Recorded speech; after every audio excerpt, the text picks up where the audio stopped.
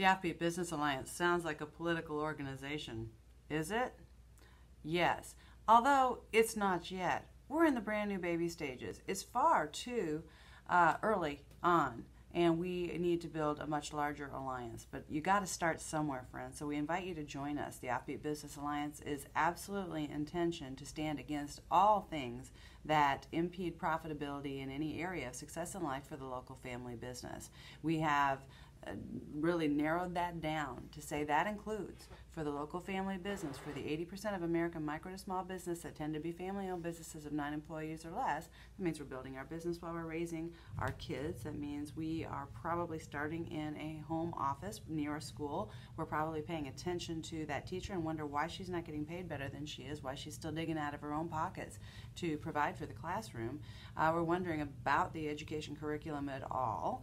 And we've got some concerns about our property tax money. Where is that going, and how do we take better stewardship of what's going on with the monies that we're spending on a regular basis, because our property taxes sure go up every year. But we should be solving some of these problems by now. What's going on with that? That also means that, so education's an issue, right?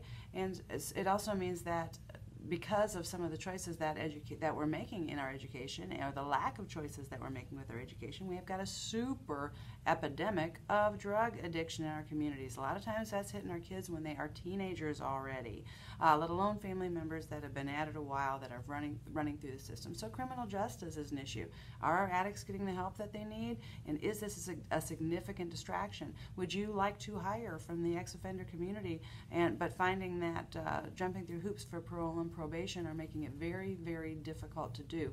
Well, what can we do about that? We don't have the answers. We're not saying that we do. We're saying that we know what doesn't work, and we have a right to say no to the things that do not work. And we are actively looking for solutions in those areas.